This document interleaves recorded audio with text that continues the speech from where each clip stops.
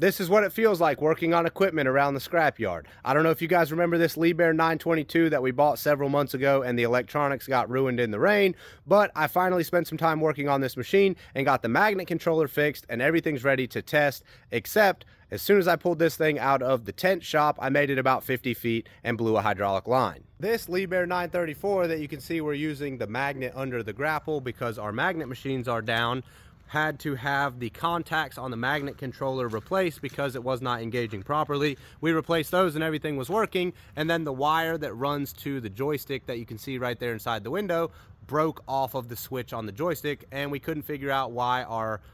magnet controller wasn't engaging until we found that broken wire and had to solder it back to the switch. And you might be thinking that's because you've got old junk equipment that you're working on, but don't worry, this machine is brand new with less than 200 hours, and we had a hydraulic leak around the rotator on the grapple, and there was a plug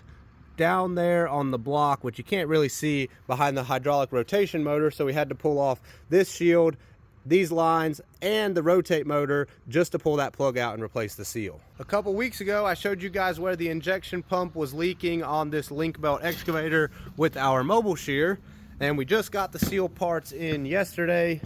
and the guys resealed the top of the injection pump. It was no longer leaking fuel, and the machine was running beautifully. Just as soon as we put it back into service, the clamp on that hard hydraulic line right there failed, and it started leaking there. So I guess the moral of the story is if it's not one thing, it's another. As soon as you get one thing fixed on a machine, something else goes wrong. Obviously, some of these machines have some age on them and some wear, but it's a never-ending chase of trying to fix small problems on pretty much every single machine.